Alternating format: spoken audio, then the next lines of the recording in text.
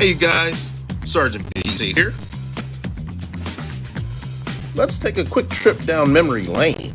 Remember that one time Captain Chaos and I met Super Crime Buster? That was a fun day. Or the time he helped the Johnson family against that computer hacker. Yoga? Nah, not for me. Next. Or that time in court with Judge Mint. ADA just in case went up against Scott Free, Rob You Blind, Treacherous Tony, and of course Chance Wilder. Treacherous Tony conducting illegal activity at a basketball court. In the summer months when we had to educate kids about dirt bikes and four-wheelers on the roadway. Rob You Blind attempting a burglary. Yep, he got caught.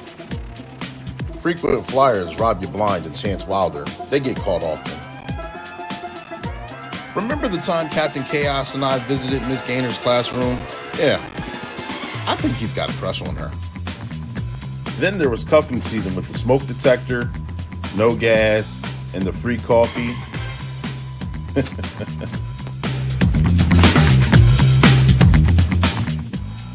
Or this poor guy who had to go up against Nasty Nina and her attorney, Wacky Tacky. Or how about the time Rob You Blind and Treacherous Tony got into that traffic accident while drinking and driving? They really thought they were going to run away. These and many more adventures can be seen on our YouTube page and also during the podcast Black and Blue. Don't forget to watch us and subscribe, and that's your tip of the day to get you on your way.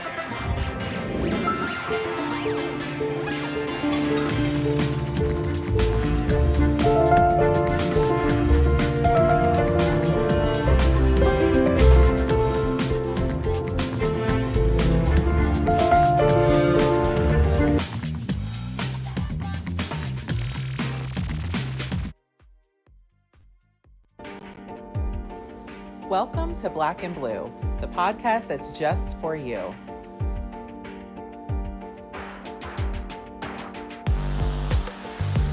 We bring solutions to everyday problems.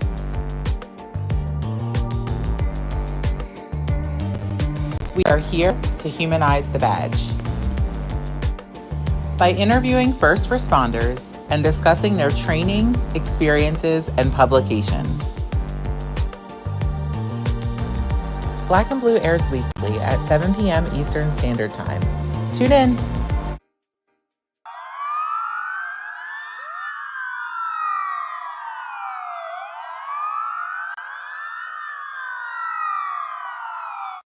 Welcome to Black and Blue, the podcast that brings you the untold stories behind the badge. Every week at 7 p.m. Eastern Standard Time, we dive deep into the lives of our unsung heroes, the first responders and law enforcement officers who put their lives on the line to protect us all. So join us as we humanize the badge. We shed light on the incredible individuals who wear it proudly. From rookies just starting out on their journey to seasoned vets with years of experience. Even retirees who continue to make a difference in their communities. Come with us and discover the trainings that mold us.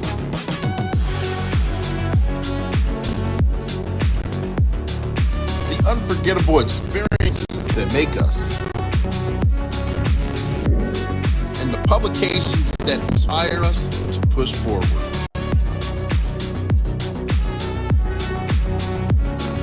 So buckle up and get ready to embark on a thrilling journey through the lives of those who protect and serve.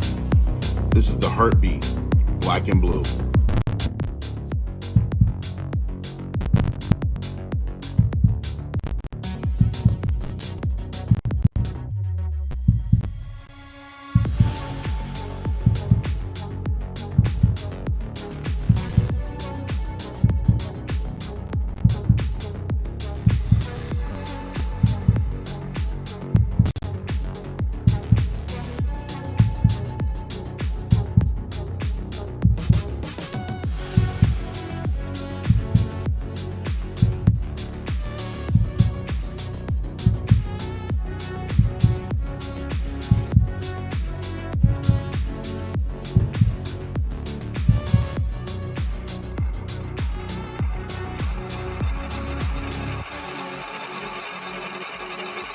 Black and Blue, where the stories behind the badge are true.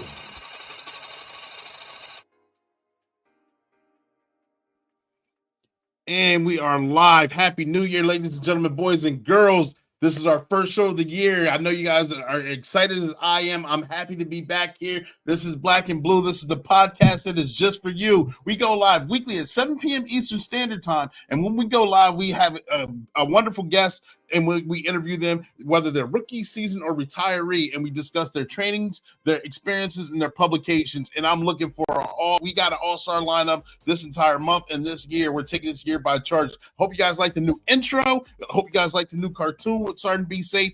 Again, I'm excited to be here. I hope you guys are too. I'm your host. I'm Coach Clee. Some you know me as Coach Clee. Clee Tillman as Clark Kent. Many different names on many different platforms. You want to know why? Because we're streaming on 5 different platforms. We're on 1 on LinkedIn, we're on 2 on Facebook, and we're on 2 on YouTube. And it'll also be uploaded to Apple and Spotify, probably more likely by tomorrow. So make sure you guys check those pages out. Make sure you tag, like, and share. Hit the like button because likes are free. And we want to keep this show going because the information here is wonderful. We like to humanize the badge. I am your motivational speaker, your empowerment coach, your author, and your favorite baker's favorite baker. And this is a live show. So make sure that you guys have, if you want the shout out that you're looking for, you got to put your name and where you're from in the comments section because all the different platforms we're on, I can't see who's on here. So make sure you put your name and where you're from, and I'll give you that shout out that you're looking for. If you have a question, put that in the comments section as well, and we'll acknowledge your question to the best of our ability. Understand there's about a 5 to 10 second delay, so we'll get to those questions as soon as we can. If you're watching the replay, put your questions in there, and we'll get back to them as well. All right. I'm glad that you guys are here. I hope you guys had a wonderful holiday season. A safe new year. We're here with Black and Blue. We're going to be moving this thing forward. Let me get this banner correct. You know, this platform is sponsored by One Way Publishing. One Way Publishing is the book publishing company where I got to write my 5 books. And not only that, they produce so many other books with their different clients on there. Workwithclee.com is the website you want to utilize to be a guest on the show. So if you want to do help do voiceovers for Sergeant Be Safe, and or if you're interested in writing your own book. And speaking of writing your own books, let me get these up here.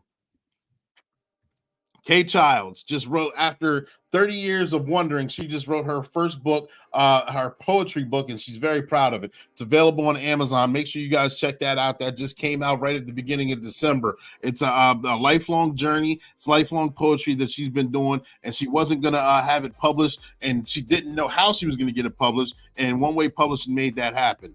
Also, children's book, the first children's book through One Way Publishing. You know, One Way Publishing, their motto is they can take a mere thought and turn it into a book that's bought. So to be so tall, as a mother-daughter dynamic duo, they wrote their own children's book, and it's going on tour right now as we speak. So make sure you guys check that out. That's on Amazon as well. And reach out for that, workwithclee.com. Like I said, it's in the comment section, and you see it scrolling below. All right? I got a couple announcements. I'm sorry. Make sure you guys hit those likes, get the platform going. Also, tomorrow is Law Enforcement Appreciation Day. So those of you first responders, law enforcement, you know, we salute you. Thank you for your service. It's a tough job, past, present, and future. But tomorrow is Law Enforcement Appreciation Day, and I thank you because, you know, I'm Coach Clee, and Clee is CLEE, standing for Continuing Law Enforcement Edutainment. And that's exactly what we're going to do today because we got a special guest in the background. Some of you may know who he is. Others of you may not, but we're going to have fun interviewing him. I got his bio. I couldn't get it all in, but it's tremendous. And if you get your questions ready, make sure that you're ready to go because he's got 33 years of law enforcement service, where he's had 21 years at Anchorage. Yes, Anchorage, Alaska Police Department, 12 years with Idaho Post. Post is an acronym standing for Peace Officers Standard and Training. He's a regional coordinator for Post and also a coordinator for Firearms. He's an adjunct instructor and a use of force instructor and expert. Ladies and gentlemen, boys and girls, let me get the banner up here correctly before I bring him to the stage. I want to bring to you Matt Bloodgood. Let me pull him up here on stage. Matt, are you here? Hey, how's it going? I'm wonderful. Thank you for making yourself available. How are you doing today? I'm doing very well. Thank you for inviting me on the program. I'm honored to be here. Absolutely, absolutely. I'm excited to have you. I'm starstruck. I know you've got a wealth of experience and a wealth. I know when we were talking on the phone a few weeks ago, just hearing about Alaskan life, period, because that's something that's strange to me because I've never been. I've been to Canada. That's about as far north as I've been, and that's probably been. Oh man, right across Niagara Falls. So that whatever. That area in Canada, that's about as far north as I've been. So tell us a little bit about yourself. Tell us about your training and experiences. Tell us how you got the bug to get into law enforcement. Well, the bug, if you will, I think all of us, as we've talked before, all of us have our story on how we got on the job. As a kid growing up, my dad was a reserve police officer in a small town here in Idaho. My grandfather on my mom's side was one of the early pioneers in radio. And back in the 30s, he helped install the radio system for the LAPD and the LASO.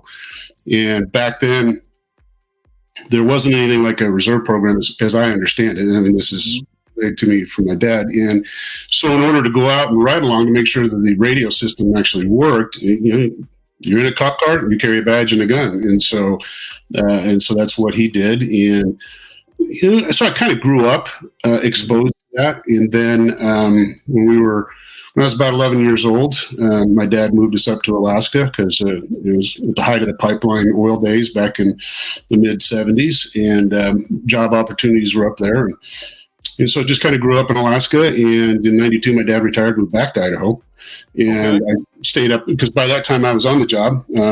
I had wasn't sure what I wanted to do with myself. Kind of was just stuck in a job selling car paint. And one day I'm driving through a construction zone and decided to make a stupid decision, if you will, and make a left-hand turn again across 3 lanes of traffic, and didn't clear that last lane of traffic and got T-boned. And so while I'm sitting there in the officer's car, getting my citation for fail to yield, he and I are having a conversation. And I remember last week it was Tim, right? Tom Sy. Tom talking about how police officers, your officers or deputies can be your best recruiters. And this is just an example of that. Just sitting in the car, chatting with him, just kind of discussing law enforcement in general. And he suggested, because at that time, Anchorage had a hiring freeze going on, he suggested I look at joining the reserve program. And so I did. And then in February of 1987, got brought on board onto the reserve program. They put us into the academy. And about 3 or 4 weeks later, in the middle of the winter, they've got us out in downtown Anchorage trying to buy dope off of street-level drug dealers. And, from that point on, basically was hooked. And I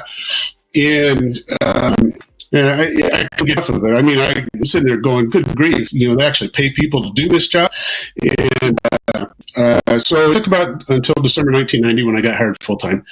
So then went into the academy, graduated in April of 91, and just started up down that path like all of us. When we come out of the academy, I mean, we all take divergent paths as we go along based on things that happen in your career. And so that's essentially how I got on the job. Ultimately, spent just short, a couple months short, 21 years in the PDs full-time. Spent about 8.5 years of that on the street, working in various capacities, such as bike patrol, worked with the community policing team for a while. I was what was called a uniformed investigator. And so those are officers that have special training to go out process crime scenes. And so that's one of my job functions, was going out and we would process at a street level, with certain exceptions on sexual assaults and homicides. We would process all of the types of crime scenes. And 93, I got selected to the SWAT team, spent 17 and a half years there, working up into a team leader position. And in the last 3 years I was on the job, I was, there was kind of an overlap. There was 3 years where I was the basic academy supervisor, but there was 2 6-month stints where I got pulled out of the academy to go back and work as a member of the full-time SWAT team. Both of those coming on the heels of some officers that were shot. Nice. And then in 2011, this position here at Idaho Post came open. My folks were getting a little long in years, and I needed to be a bit closer to them from up in Alaska. And applied for this position, got it, and here we are. So, and there we go. That's an interesting story on how you got to get to the seat that you're sitting in right now. And to kind of divert just a little bit, because I know over the phone I asked the same question, because I find it interesting. Can you tell us a little bit about, and it just may be me because I've never experienced it, a little bit about Alaskan life? Well, Alaska it's a really unique experience for obvious reasons. I mean, there's a lot of mystique about life in Alaska, and everything is so big. And we tease people from Texas all the time because you could divide Alaska in half and both halves will still be larger than Texas. And so there's that. And the diversity in terms of the wilderness areas and the wildlife and the work environment in Anchorage. A lot of people may not realize this, but Anchorage is a very diverse community. When I was working downtown patrol, I had a large Korean community. We dealt with, we had Alaska Natives that were there and Alaska Indians. And it was just broad range, a broad spectrum of people that you get to talk to and meet and have a lot of interesting conversations with about all sorts of stuff. Weather is obviously kind of a big deal, and you kind of get used to those extremes. We would routinely get hurricane force winds. We didn't get the rain like they do along the East Coast and Florida, when hurricanes roll in, but we definitely could see those sustained winds. And you could go from a situation like in January or February, depending on weather conditions, you could go from sub-freezing temperatures to 50 degrees and rain and back to sub-freezing temperatures all within the span of a week. Wow. And so it's a very unique environment. Probably a couple good examples I can give you of how unique it is. About 30 minutes from where we lived is a glacier, and we would drive up there, drop our four-wheelers off, hop on those four-wheelers. It's about a 30-mile drive back, and you're going through the river and over rocks and through sand. And there's one point where you kind of round a corner, and if anybody from Alaska is listening to this, they'll know exactly what I'm talking about. And you kind of round this corner, and you have to stop. And you got to wait for people that are shooting to reload, so then you can take off and drive through the area. And you can get out to the glacier. If you're out there early enough, you can actually get up onto the glacier itself and have lunch, which is stuff that we would do, and then drive back, and you get to see all the wildlife and whatnot that's there. And another example of the unique nature of it is we had a training scenario out on the military base there, and it was a mock hostage taking up in the ski chalet at the top of the mountain. And I remember we were having radio traffic back and forth about, hey, there's a moose over here. Hey, there's a bear over here. Hey, that pack of wolves is over here.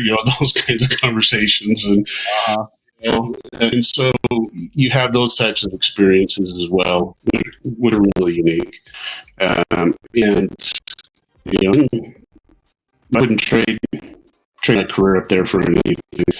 There was part of me that wants to move back there, but there comes a point in time with age and injuries that the cold just to be a little too much. Yeah. Understood. Thank you for going through that. I appreciate that. Jumping back in the interview, I know that you're the regional coordinator for Post in Idaho. How important is that for law enforcement? So every state has some board, commission, or council that sets standards and training. Now, I'll tell you, at least on the Idaho side of things, is a minimum level. Okay.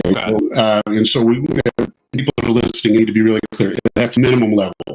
So agencies are free to expand upon that, and it's highly recommended that they do. So I know the Post Council has legislative authority to set what those standards are. And then and usually that's centered around the basic academy.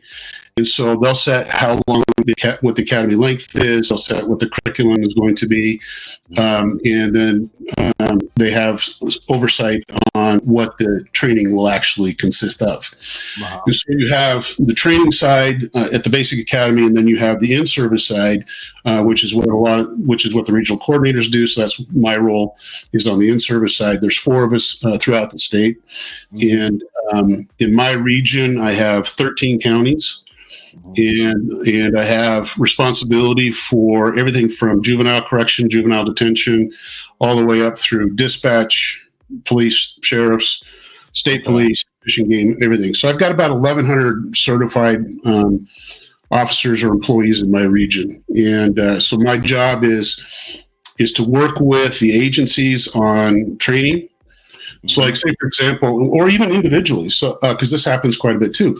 Let's say you were working an agency here in Southeast Idaho, and you identified a need that you would like some training, but you're struggling with finding it. Then you'll get a hold of me and say, "Hey, Matt, do you know of class, say, underwater basket weaving for law enforcement?"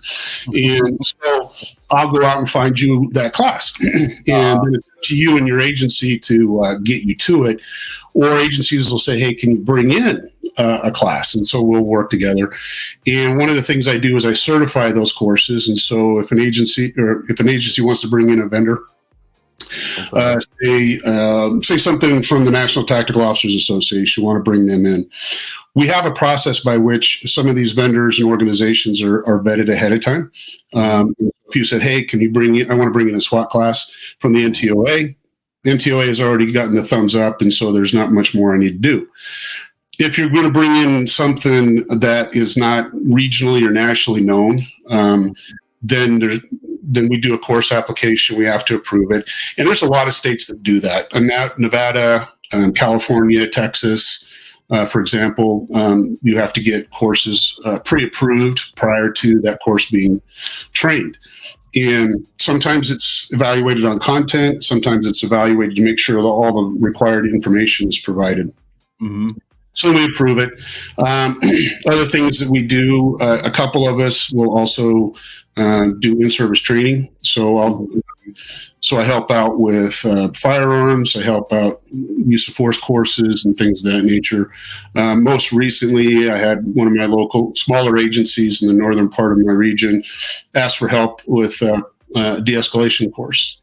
Okay. And so I had gone through Force Science realistic de-escalation instructor class last year, and so I was able to put together a class for them and go up and present that to them. And sometimes we're able to do that for no cost. And then several of us also teach at some of the university law enforcement programs as well. Right. And I know you created a few courses, like you said, and in the past where you created courses or a curriculum for the courses, I should say, but you didn't know that you were going to present them, and that one of your fears was public speaking. How easy is it for you to do public speaking as of now? It's not so bad. There's a couple of times where I get a little bit nervous, especially if it's a large group. I'll get a little bit nervous, and then I'll sit back and I'll go, okay, so what's some of the training I've had to deal with some of the stress? And so I'll do combat breathing, right? And I would tell you, combat breathing is more than just breathing because you're going into a rough situation. You can use that in those breathing techniques anywhere where you're feeling some measure of stress. I've done it multiple times sitting in a witness stand. I'll go in and you'll sit, they'll call you up, I'll sit in the witness stand. And I know some officers see testifying in court as fun and as a challenge. I don't. I understand that, either somebody's life or a whole lot of money is at risk here. And so I take it very seriously. And so you're sitting there and you get, that pre-interview jitters, you get. And so while everybody's all this crosstalk going back and forth, just take a second and just do some quick combat breathing or box breathing. It's known to different things. There's some new research that's coming out on cyclic psi or the psychological psi, which is really promising. Can be done a lot faster than typical box breathing.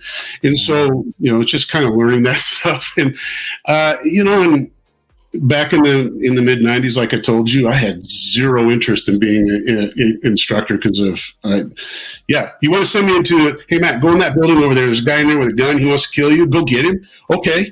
All over that. But, put me in front of a class of people. No, I wasn't about to do that. It took every bit of effort I could to get through my speech class in college. And so in long story short, I got hurt in '97. I spent time sitting at home and I wrote the lesson plan for our less lethal weapons program in Anchorage, and I presented it to the department. They said, "Great, go teach it." And so I started teaching it, and then I ended up in an event where I used a 37 millimeter in a suicide intervention, and that just changed the course of my career, and here I am. So, right. Yeah. So we're talking about use of force and curriculums and being sitting on the stand, being a witness and things like that. What use of force and becoming an expert? It's on you're a use of force expert. How did you become? Or actually, let's back up. What's a challenging scenario where you actually you experience being an expert in a situation where use of force was applied? Well, so I want to break this into two different stages. One was back in 2009. I was the training supervisor. I got called to come in and test into a deposition to talk about an officer's training and records who had been involved in a shooting. And it went from, I just went in there thinking, I'm just going to go in and go, yeah, I swear this is a true and accurate copy of his records. And I was out the door, right? Well, that's not what happened. The attorney in that particular case started asking me a whole series of questions, and what I thought was going to be, a 5 or 10 minute process turned into 2 days of deposition, because in state court in Alaska at that time, there really wasn't a cap on how long you could be deposed. And then that turned into going into court and testifying. And as they were going through my training, my background, the plaintiff's attorney actually had me certified there as an expert in use force. Mm-hmm. And so, testified in that case. We got a jury verdict in favor of the officer, and I walked away from that going, I ain't gonna ever do this crap again. I just had zero desire to do it. And then in September of 2022, I had a defense attorney reach out to me. He was working a case where an officer had been involved in a shooting here in Idaho where he inadvertently killed the homeowner.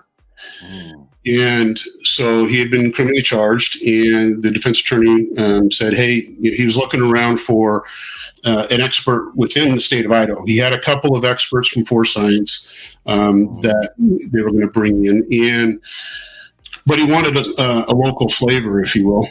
And so he was asking around, and people kept pointing their fingers at me. And so he contacted me, and he came down and talked to me, and he said, hey, here's the facts and circumstances of the case. And he says, and here's the video, because the video had not been released to the public. And so I watched the video, and I turned to him and I said, I'm in. What do you need?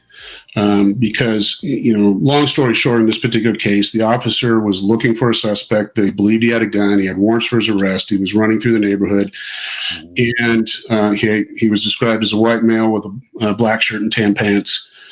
He broke into the home of the victim, if you will, and the victim eventually chased him out of the house with a handgun.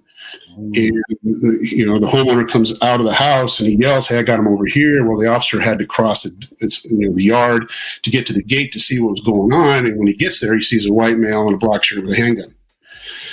And, they order him to drop the gun. He turns towards them with the gun in a low ready position, and the officer shot him and killed him. And unfortunately, it was the homeowner. I mean, it was a very tragic set of circumstances. And so that kind of got me going, and I helped out on the case. And ultimately, the judge dismissed the case with prejudice. And the obvious civil suit that came along afterwards was settled. So I didn't have to be involved in that case. But that's kind of what got me going. And then there were several times that there were some folks involved in the case that kept going, Matt, you need to kind of do this stuff on the expert side of it. I took about Well, that case was concluded in April of 2022. And then I spent probably the next 6-7 months just talking to people. I ended up crossing paths with guys like Jamie Borden from Critical Incident Review, who Danny King works with, and several other people. And so it just kind of started pointing me in that direction. I would tell anybody, if you're thinking about going down that path, the first thing that you want to do is find somebody to mentor you. So critical, because there are so many things when you're talking about doing this type of work. There are so many pitfalls and traps and tripwires. I mean, you name it, you can run into a problem. And so you really need to find somebody who's been doing this, preferably for a while. I've only handled eight cases in the last year and a half at the federal level. So I consider myself still learning that process myself. And then once you get that mentor, talk to them, then it's just a matter of continuing education. Last year, conservatively spent probably $10,000 of my own money, going to courses and travel and things of that nature, because it's critically important to get a good education and have a basic understanding of what you're doing. And you want, and even not even being an expert, just being a cop, being an instructor, whatever the case may be, you've got to have and foster a growth mindset. A constant improvement and development of yourself. And that's just one of those kinds of things where even if I wasn't doing the expert work, my position here at Post, I continually am wanting to grow and develop my own skill sets, so I can help be a more effective instructor, be more effective at what I'm doing. Because at the end of the day, this ain't about you, it isn't about me. It's about those folks out there that are just trying to live their lives. Yeah. In our role in law enforcement, what we're supposed to do. Yep. Good answer. Thank you for sharing all those experiences and that information. Ladies and gentlemen, boys and girls, stand by. We're going to come right back. Right now, we got to pause for the cause for Sergeant Be Safe, but we're going to jump right back in this interview. We'll be right back.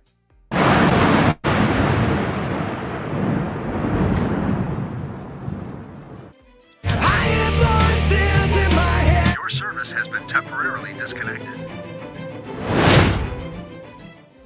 Psst.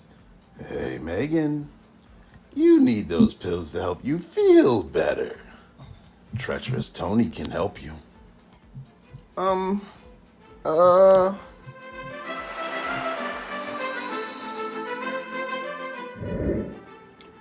no.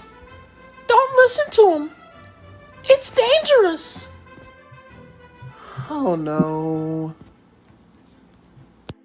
Hey there, sweetheart. Looking for something special?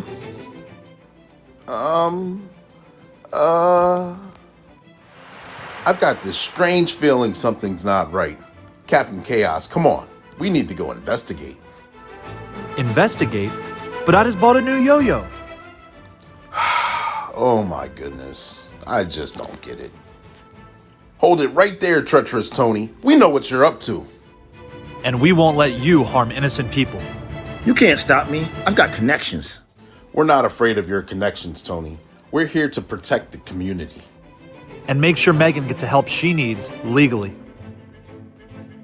Thank you, officers. You are absolutely welcome, Megan. Remember, folks, there's legal ways to get the help that you need. Don't let anyone take advantage of you. And if you ever need a helping hand, Sergeant Be Safe and Captain Chaos are here to save the day. And that's your tip of the day to get you on your way.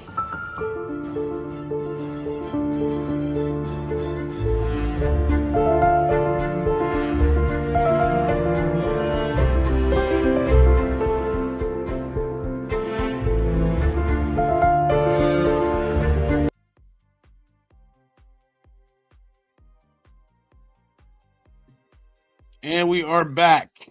Right back. That was Sergeant Be Safe, cartoon. I hope you guys enjoyed it. We're jumping right back in this interview. We got Matt Bloodgood. We just talked about some scenarios with training, with post, with use of force. I want to ask you this, Matt. What are some misconceptions that the public may have in the eyes of law enforcement with the use of force that you've experienced or that you may know of? Oh, there's a lot of them. There's a whole lot of them. Some things are probably the one that's probably biggest in the forefront right now is, as soon as you say the word de-escalation, everybody seems to think that that means that you can talk to whomever it is and talk them into surrendering, talk them into a pair of handcuffs. Mm-hmm. The reality is that there are just some people that are just so bent on whatever it is that they are doing. And no matter what you try and do, force is going to have to be used. There's three things that really are required in order for you to have successful de-escalation. The first is time. You've got to have time to be able to engage with the individual. And if they're acting in such a way or their behavior is such that you don't have the time, you have to respond. You have to stop the behavior. Okay, so there's your time right out the window. Yeah. The second thing is, and borrowing kind of from Scott Savage from Savage Training, he does a video on, kind of describing de-escalation and what it really is. And he talks about it in the context of a noun. Is it a noun or a verb? But he said there's two things, that also have to go into this. One is the suspect has to agree to whatever techniques or tactics or whatever it is you're trying to do, and then they have to participate. And you need those three things. You need time, subject agreement, subject participation. And if you don't have those three things, or any one of them, those things, then a successful resolution without using force is extremely remote. Right. Other things that folks sometimes have a misunderstanding about is, for example, they think that you'll always have to give a warning. Mm-hmm. Well, that's not what the court says. What the court says is when feasible, you should give a warning. And sometimes, I've had conversations with folks, well, they need to keep giving warnings. Well, again, time is a factor. Yeah. What is it the guy's doing? And second of all, how many warnings? Yeah. If you look at it, when feasible, you need to give a warning. Well, A is an indication of a number. If you have time and can provide more warnings and try to engage in dialogue, engage in active listening, try and talk to them, ask questions. It's one of the things I constantly try to teach my recruits is myself and another officer that I worked with in downtown Anchorage. We talked about it being ask the next question. And oftentimes, new officers look at you like, what the heck are you talking about? Well, it's, don't get caught in this loop of drop the knife, drop the knife, drop the knife. Yeah. Because if you can kind of break out of that Ken Murray from Training at the Speed of Life calls it the goofy loop. If you can kind of get out of that and listen to a certain point, they may communicate to you. You're saying drop the knife, and they're saying, no, shoot me now, or kill me now, or my life is over, or, something along those lines. That might be something to cue you in to go, dude, why? Why are you trying to do this? Why do you want to kill yourself? And see if you can engage them in a dialogue. And hopefully it works. It doesn't always work. So, those are some of the myths. You get into... sometimes people think that you have to go through all of your force options first before you get to deadly force. Mm-hmm. Time and threat are issues there. What is it the subject is doing? Mm-hmm. And so everything has to be looked at within the context of that. Sometimes there's confusion about whether cops need to be there or not. Do they have a duty to retreat? And no, legally they don't. Now that doesn't mean there might be a situation where it's a good idea to get out of there, go get a bunch of people dressed like you and go back and take care of business. But those are a tactical consideration based on the facts and circumstances. So you just can't say, well, you need to retreat in every case. Well, no, sometimes we need to be there. Look at the flack that's happened, over the situation with that active shooter event down in Florida, and what happened there. versus some other situations where officers went charging in and dealt with the problem. And so those are a lot of it. There's a lot of misunderstanding about human performance issues, action versus reaction. You get into talking about, especially when you start talking about attention, which a lot of people understand that as tunnel vision, and how you're focusing in on something, and how can, sometimes you'll hear things, well, how can that officer have been so focused on this that he saw this over here? Well, it's the way our eyes and our brain work, that you focus in on a particular aspect of your environment. It's called selective attention. And I talk about in a training environment, the selective attention has two evil cousins, inattention blindness and change blindness. And, and these things happen to us in our workaday, everyday lives. Yeah.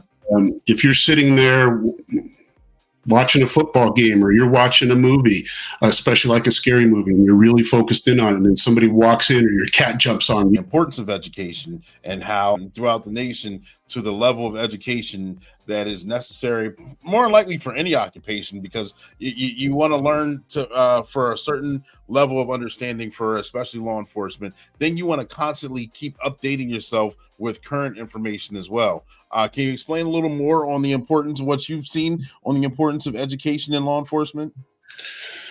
Yeah, so education both within the law enforcement community and without. And if you're fortunate enough to work at an agency that has tuition assistance, take advantage of it. I joke about this. It took me 20 years to get a 6-year degree. And because life happens, work happens, and it's just pecking away at it one class at a time. And so it's that constant growth and development. And ultimately ended up with a master in science degree in human resource development, which is really organizational learning and development in kind of in the work environment.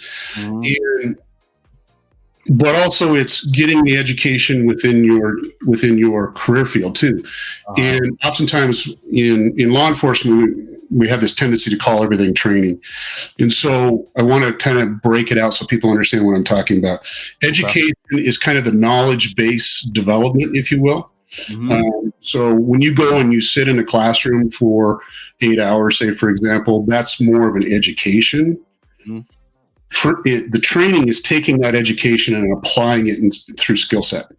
Right. And so you sit in a classroom and you get a lecture on, how to draw your handgun by way of example, and then you go to the range and actually work through it with you. You get the knowledge that you need to do it, and then the application in the training. And so when you look at what we do in law enforcement, how many different branches of skill sets there are out there. So, you have your patrol officer. Well, within patrol, you've got canine. You might have bike patrol. You might have, like where I came from, crime scene processing. You have accident investigation or crash investigation, depending on how it's called in your area. And so you've got all these different disciplines. Then you've got SWAT. Within SWAT, there's all these sub-disciplines between sniper and your less lethal weapons and dealing with other types of weapons that are not typically available to a patrol officer. You go to investigations. Good grief. I mean, you want to talk about some complexities there. Computer crimes, child sex abuse and crimes. Those two usually go hand in hand with one another. And then you got sexual assault. You got all your theft, fraud, forgery, and then you get into robbery, homicides, and assault units. And each one of those brings their own specializations with them. And so, no agency really can afford to send people to training. And so it's really on us to develop a growth mindset and understand that, one, your department can't pay for everything. And so maybe you got to dip into your own pocket and pay for some training. Right. I paid for a couple of trips out of Alaska to go to training that I felt was important for my development. Doing things like, just constantly learning. You don't always have to step into a classroom. You can pick up books. Here is doing safety differently. It's part of a class that I'm in right now through the Association of Force Investigators on force analysis units. And so there's a lot of ways to grow and develop that don't require you sitting in a classroom hoping that the department's going to pay for it. But that's on you. Yeah. And here on Black and Blue, we do trainings, experiences, and publications at least once a month. And we got somebody coming in later this month, another instructional book. We had a fictional book last month. And we have instructional books for law enforcement throughout. So therefore, all the trainings and experiences that were invested into that individual author / law enforcement officer are invested in that book. And you can take and pick, get the chew up the meat and spit out the bones of each of those books. And that's training, lessons, education right there, like you just said. Right. Yeah. So you're also a firearms instructor as well. How important is the use of firearms? Well, we of course we all know the use of firearms for law enforcement is high up there. It's very important. We need it to protect ourselves, to protect the public as well. Right. And there's many misconceptions for firearms and law enforcement as well. Can you clear some of those misconceptions up that you may know about or have experienced yourself? You got about 5 or 6 hours for this conversation? I know it could go on and on and on. Yeah, and the thing about it is, it's really funny. You can talk to instructors in all sorts of disciplines. Let's say, for example, defensive tactics instructors, and you can talk to them and say, hey, have you considered this, this, and this over here? And they're all over it. You want to have that same kind of conversation with a firearms instructor, watch out. You're about to have a bunch of fireworks. I don't know what it is, and I want to be careful. I don't want to generalize all firearms instructors because I know there are phenomenal firearms instructors out there. Mm-hmm. But firearms is one of those areas, and I know I'm going to step on some toes, and I know I'm probably going to get some hate mail about this, but when it comes to firearms instruction, a lot of what we have done over the last 20, 30 years in firearms really has been this, I hate to use the word, but it's just this, I'll use a better one, legacy training. Let's put it that way. Yeah. Okay. And so you ask an instructor today, well, why are you doing that? Well, especially if they're a newer instructor, well, that's what I was told to do. And then you go to that instructor, and then they're going to go all the way back into training that might have been developed back in the 70s or the early 80s, mm-hmm. and without really taking serious look at what happens on the range versus what happens in reality. Yeah. And so when I work with new firearms instructors, there's a couple of questions I ask them. And the first question that I'll ask them, if any of the guys from Idaho that have heard me ask them this, they're probably sick and tired of hearing it. But the first question I ask them is are you training to reality within the confines of safety? Mm. If you're not, then why are you doing it? Then the next series of questions is if with 100% certainty that your student is going to be in a shooting tonight, would you train them different? Wow. And if the answer is yes, then how are you going to do that? And so those are really conceptually for us to understand that the vast majority of firearms training in law enforcement, and I know that, again, there are exceptions to this. There are agencies that are doing really good jobs with firearms, and so I don't send me hate mail, okay?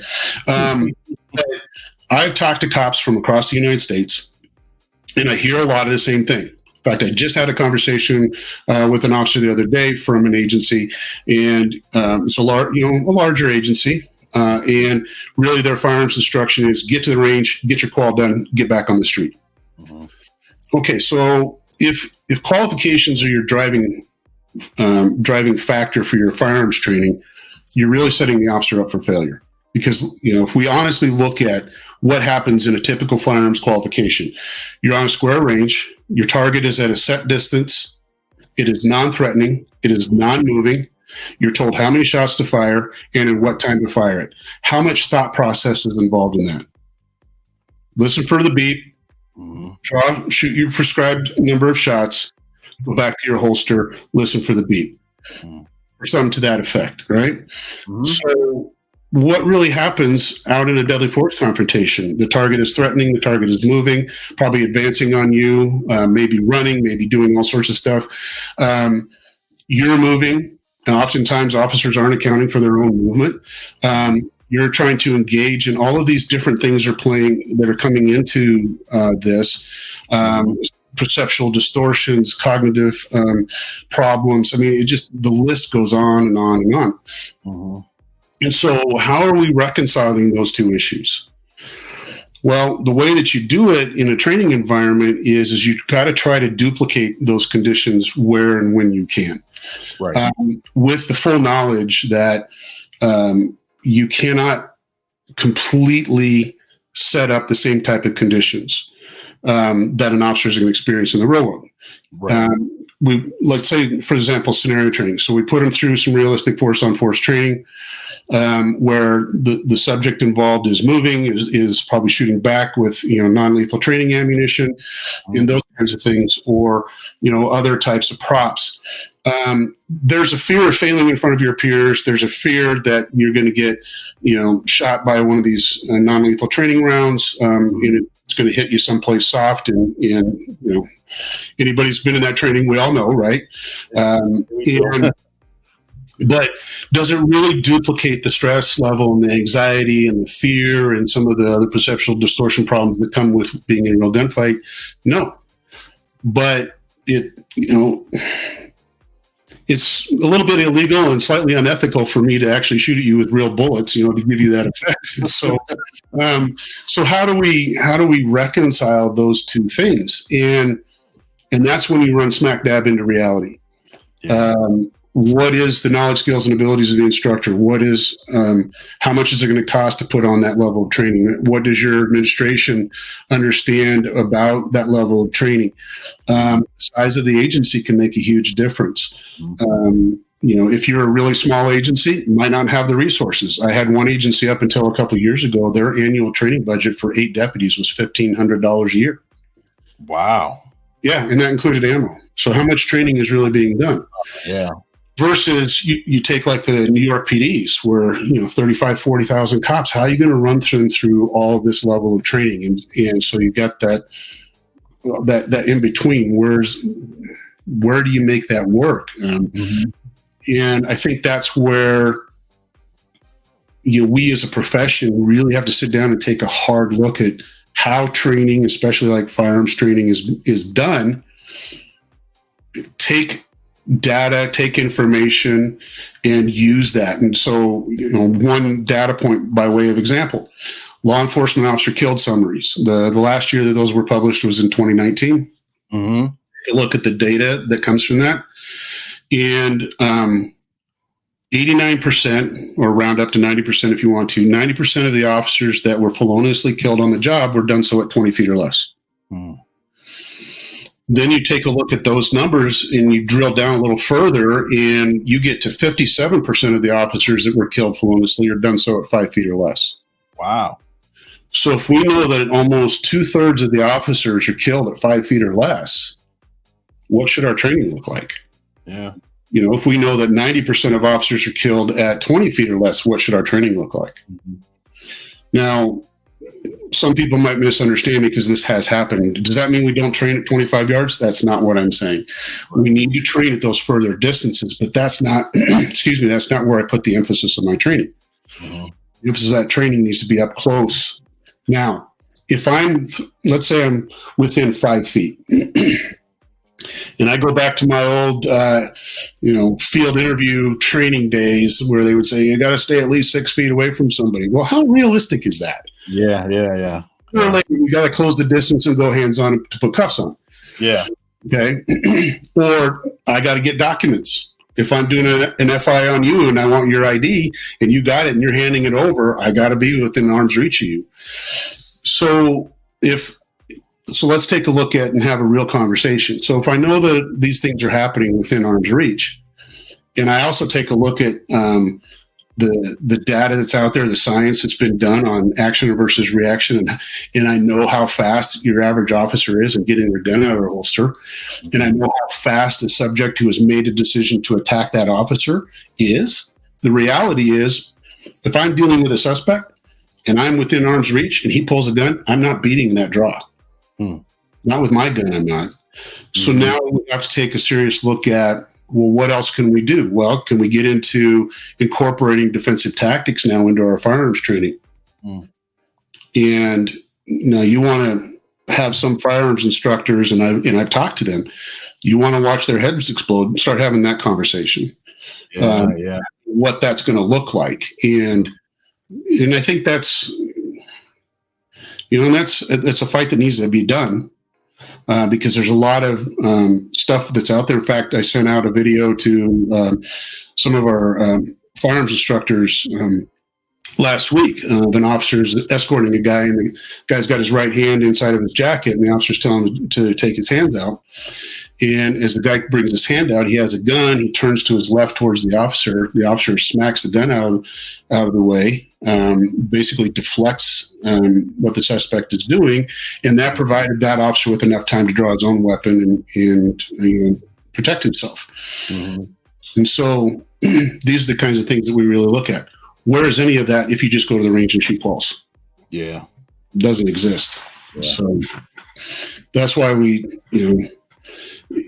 that's where a lot of folks that are coming along line and pushing some of this more advanced training to look at basically using scientific information and data to back up what it is that you're doing with your training, because you can hear different terms thrown around. You're going to hear science-based or evidence-based, or evidence-informed. And that's really what you want to build your training programs on. It's what are the best practices today, right? And so that's the real trick is, how do we get there? Good question. Good topic. Good points. Absolutely. And I know hopefully it doesn't ruffle too many feathers too bad. But it's information that needs to be shared and put out there as well. Enlightening information, because I know we do train from some further distances, but when a lot of things, realistically speaking, we are normally face to face with the individuals that we're dealing with, from traffic stops, domestics, individuals, suspicious people, whatever it may be. And like you said, when you got to identify yourself, you're basically going hand to hand with just identification and documents. Right. The thing is, it's not new. I mean, there's a book back here on the shelf written by two British captains from the 1930s, and published that book in 1942. And they were taking a look at officer-involved shootings for the British military police in Shanghai, China, back in the 30s, when Shanghai was a British mandate. And they looked at 666 shootings. Now, unfortunately, they don't put the number in the book, unfortunately, but they said the majority of their shootings were at 4 yards or less. So we're talking 12 yards. We're talking 12 feet. Yeah. And so their solution to that problem was, since the vast majority of their shootings were up close and personal, was what they called instinctive shooting. Today, you might hear it differently. You might hear things along the lines of point shooting, or gaze coupled shooting, or gaze action coupled. You'll hear different terms thrown about. And some people get really concerned about it because up close and personal, the training is you're not focusing on the front sight. What you're doing is you're using your body position and the weapon itself as the sight, and sending rounds because you don't have time. And when you start looking at wound ballistics and how people respond to when they're being shot, if you don't have that central nervous system hit, or you don't have a psychological collapse on the part of the individual, then the only way that they're going to stop is blood loss followed by unconsciousness. And and so that gets into some, don't know your audience, so I don't want to get too graphic. Yeah, I understand. Those kinds of issues, but these are all things that we've got to take a look at, and how does it impact, an officer's response? And we haven't even started talking about, decision making and situational awareness and sense making that goes on prior to, and then how does all of that trickle down to over 18,000 law enforcement agencies here in the country? So, good point. Good topic. Yeah. Yeah, absolutely. Ladies and gentlemen, boys and girls, we're going to jump to another Sergeant Be Safe cartoon, and we're going to jump right back in this interview. Stand by. Meanwhile, at the Hall of Justice.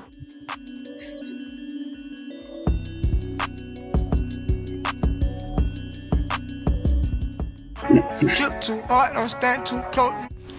Hello, Sergeant Be Safe, Captain Chaos. I'm your new district attorney, Justin Case. Hello, Justin Case. Nice to meet you. Yes, it's a pleasure. I'm glad we're all on the same team. Yes, locking up bad guys. Let's go inside the courthouse and see the judge. We have bad guys to put away. You are absolutely right. Let's go inside and get to work. All rise. I am the Honorable Judge Mint. Good morning, Your Honor. Attorneys, present your closing arguments. I'm a defense attorney scot-free, and my guys didn't do it. The proof has been laid out, Judge. Sergeant Be Safe and Captain Chaos caught these guys red-handed. What you mean red-handed? Order in the court. I find these three guilty on all counts. Ooh. Well, I'm out of here. I'm innocent. I didn't What do sell you mean crap. guilty? I don't hack. Good work. Yes, job well done, team. I just want to say good job to our brand new district attorney, Justin Case. And from me and Captain Chaos, that's your tip of the day to get you on your way.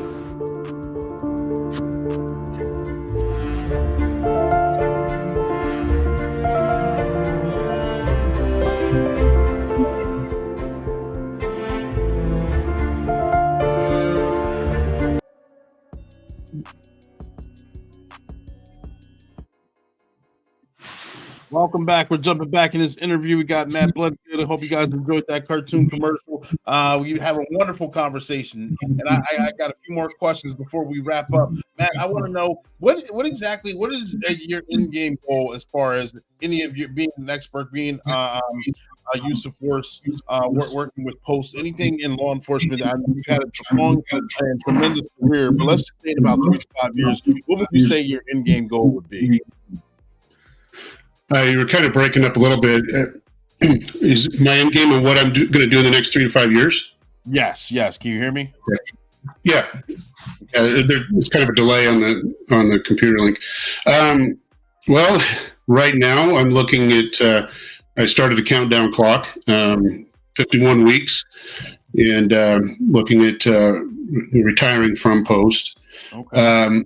I want to stay active as far as getting more into the teaching side of things. And the expert work, as far as working on cases, is important, but it's not my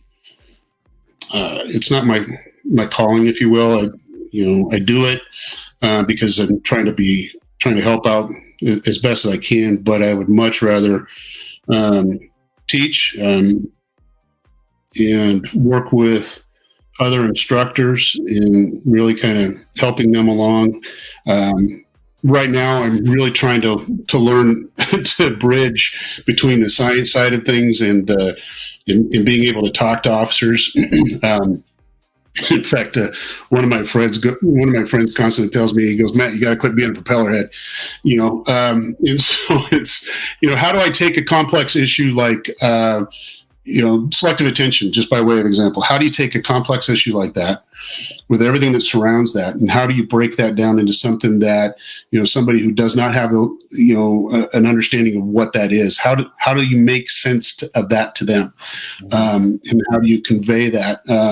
One of the guys that has been mentoring me, he says, learn how to take those complex issues and break them down into a 60-second bite if you will, and being able to convey that to a jury or convey that to members of the public, so they can kind of get a basic understanding of a complex issue very quickly.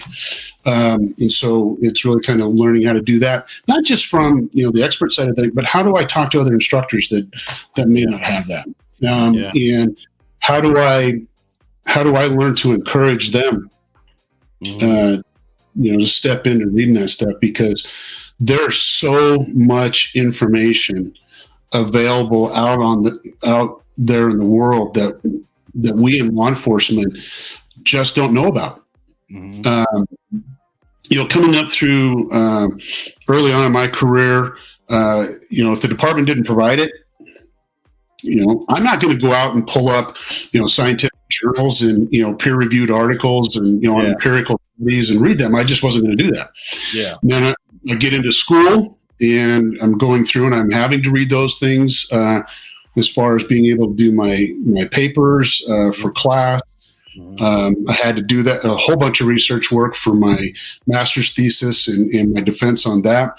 And then you go into, say, some of the higher level order of training, if you will, or higher order of education at the police level through organizations such as Force Science and Association of Force Investigators or Dega Law Group and some of those folks.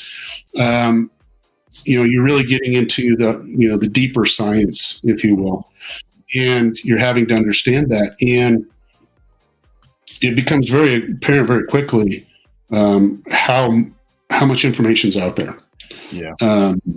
For example, when you talk about peer-reviewed studies, empirical data, since I just was looking at this earlier today, since 1996, something like 65 million journal articles and whatnot have been published, and it's an average of 5.5 million per year.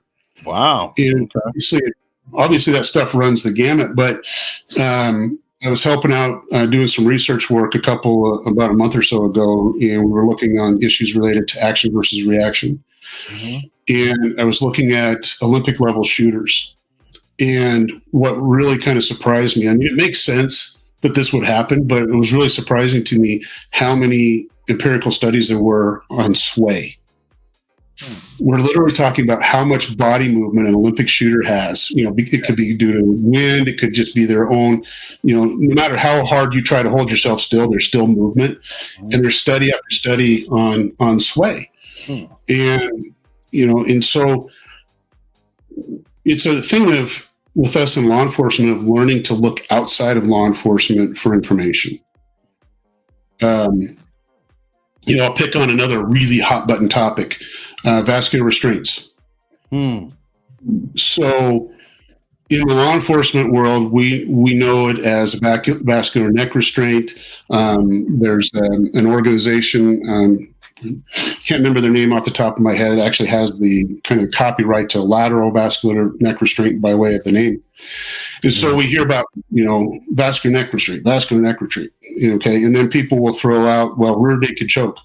Well, if you go into Brazilian Jiu-Jitsu, and I'm not an expert in this by any stretch of the imagination, which is some research work I've done. Rear naked choke, if you look at the technique, is essentially vascular neck restraint. Pretty much all along the same lines. And here in Pocatello, Idaho, there is a Brazilian Jiu-Jitsu gym that will teach rear naked choke to 8-year-olds. Yeah. It's safe enough for us to teach 8-year-olds.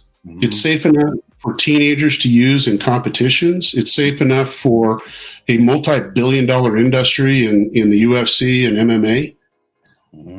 But it's so dangerous that you and I can't use that technique out on the street. Stop a fight. And you've got studies that are out there that were published a couple years ago where over 85,000 applications in a training environment and over 700 applications on the street across these 3 agencies in the United States and Canada. No fatalities, no hospitalizations. Okay. Yeah. Those are good numbers. Yeah. So what's the reason we can't use it? Politics. And this is why we really have to look at data evidence, scientific research that's done, and we need to look outside of law enforcement for some of this stuff. What is defensive tactics? Depending on what agency you work at. Like, for example, Los Angeles Police Department has their arrest and control tactics program. They call it ARCON. Well, we adopted that here in Idaho. It's used across the entire state of Idaho. Well, fundamentally, what is a lot of that baseline? Brazilian Jiu-Jitsu. A lot of ground fighting stuff. Well, why is there a lot of ground fighting stuff? Well, research shows a lot of fights end up on the ground. And so you need to learn how to operate and defend yourself and gain control of a subject from the ground. Yeah. And so how much of that training is being done? Yeah. So that's why this we've got to really spend time on research and looking at information, taking stuff from other sources and bringing it in. And I don't want to necessarily shoehorn it in to try and make something work that probably isn't going to work. But, let's take advantage of that. The sports side of the world, what happens, what are the two major things that happen in use of force events? It's either firearms or some form of defensive tactics. There are billions of dollars that are spent, on the sports side, competition shooting. Yeah. Good grief. There's untold, who knows how much money the military spends on that kind of stuff. Why not take advantage of some of that research? You've got all these different competitions out there. I mean, good grief. I've run across studies on, for Muay Thai fighters on what is the most effective and fastest kick. Do we have to kick subjects in law enforcement? Yes, we do. Can we look at the research on how to be more effective at that? Because if I'm more effective with my kick, then I'm less likely to have to kick again. And maybe that one good solid kick in the right place, in the leg, is going to stop the fight. Now, on the body cam, is kicking somebody going to look really ugly? Yeah, but if I can stop the fight quickly and definitively, I'm less likely to injure the subject. I'm less likely to be hurt, and we bring this thing to a faster conclusion. Yeah. Sounds like the lesser of two evils. Yeah. Absolutely. Thank you for sharing. Again, I appreciate it. Matt, we've talked about a lot of wonderful things. Am I coming through? Again? There's a little bit of a delay. Okay. All right. Yeah, I hear myself. Make sure I got everything turned down. But through the course of conversation, I may have forgot something, or we may have jogged your memory. Is there anything else that you would like to share with us right now? The floor is yours. No, I think we covered pretty much what you and I had discussed prior to. It just I would just leave everybody with just the thought that no matter where you are, what job you have in law enforcement, develop and maintain a growth mindset, that just this continual desire to learn, have this continual curiosity. And remember, at the end of the day, like you and I talked about, it's not about you or me. It's about these folks out here just trying to live their lives, and how we can go about best doing our job to protect those folks and protect ourselves in the process. Yeah, absolutely. Hey, all good points, all good topics, man. I had a great time having a conversation with you tonight. I hope this isn't the last time that we talk. I'm looking forward to watching. I know you say you got the countdowns on, but looking forward to watch you teach and instruct. Still providing growth. You're in the growth mindset and providing growth to future up and comers, law enforcement guys and gals that are getting into the business, that are already in the business and looking to grow. And we're all learning from you. We appreciate you. Thank you. Well, I appreciate your time and for inviting me on the program, and happy to come back if you need me, and we'll talk some more. Absolutely. Definitely will. 2024 is going to be an amazing year. Ladies and gentlemen, boys and girls, thank you guys for tuning in to another episode of Black and Blue. Make sure you keep your questions coming. Make sure you tag, like, share, hit that like button, because that like button's free, and we're trying to get this information out there. I'm your host, your motivational speaker. This is Black and Blue, where we air weekly at 7 p.m. Eastern Standard Time. And we go live with law enforcement or a first responder who is rookie season or retiree, and we talk about their trainings, experiences, or publications. And we did not fall short today. I hope you guys enjoyed yourself. I hope you guys are continuing to be safe and have a wonderful new year. Again, take care of each other. We're going to be going live next week. I got a special guest coming in next week. I would love to tell you who they are, but I'm not going to right now because I got to keep you on the edge of your seat. So we'll see you guys next week. You guys be safe. 10-4, over and out.